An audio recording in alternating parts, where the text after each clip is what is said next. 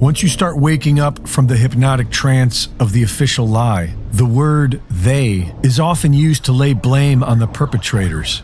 This is usually followed by the question, who are they?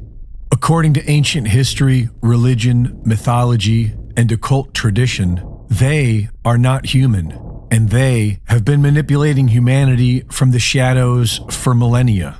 The Gods of Eden by William Bramley does an excellent job of tracing this back through all of recorded history. But let's just start from the late 19th century.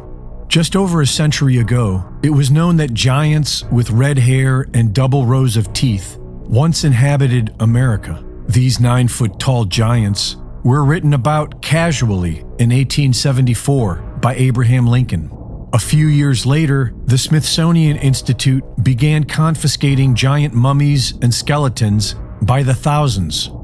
In 1886, the exclusive Jekyll Island Club was founded and built upon an ancient burial site of the Timucua tribe, who were said to be giants.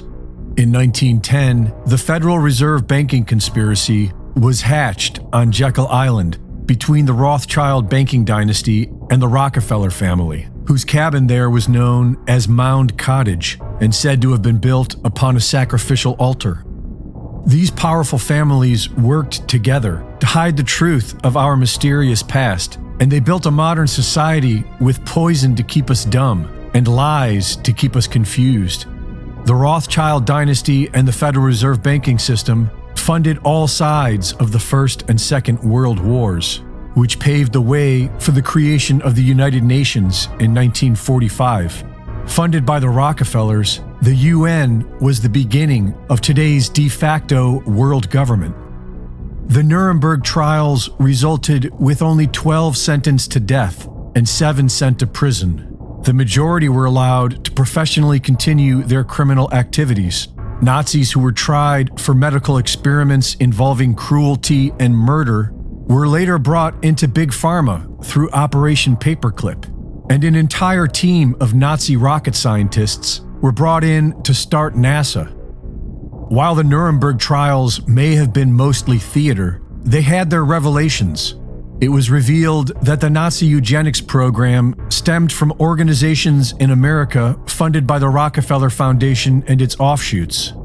And it was revealed that many high-ranking Nazis believed they were in contact with an alien race known as the Aryans, the same mythical race that allegedly created Hinduism as it is known today. While many Hindu scholars dismissed the claim, the Nazis believed it. It is why they adopted the popular Hindu swastika.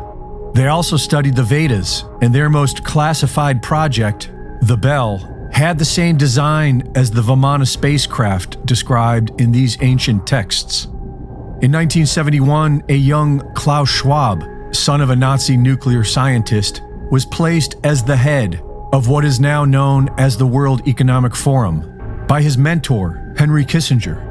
In 1974, Rockefeller protege Henry Kissinger wrote National Security Memorandum 200 for the United Nations.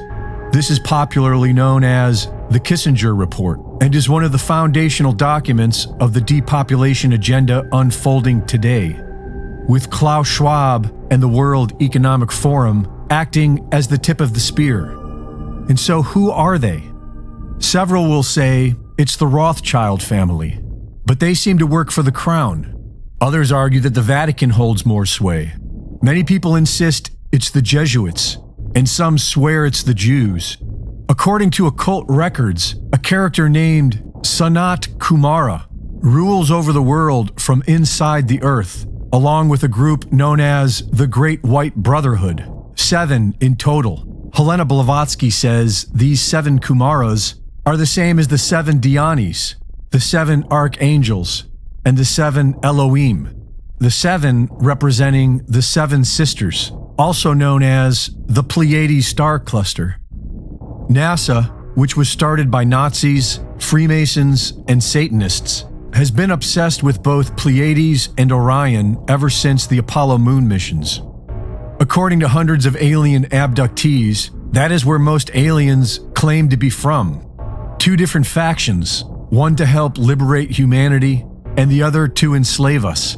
It is the oldest story on Earth, good versus evil, the darkness and the light, the white hats and the black hats.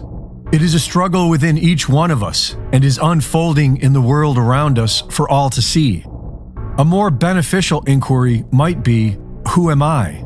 But either way, do not be surprised if the fake alien invasion features real aliens. Reporting for InfoWars, this is Greg Reese.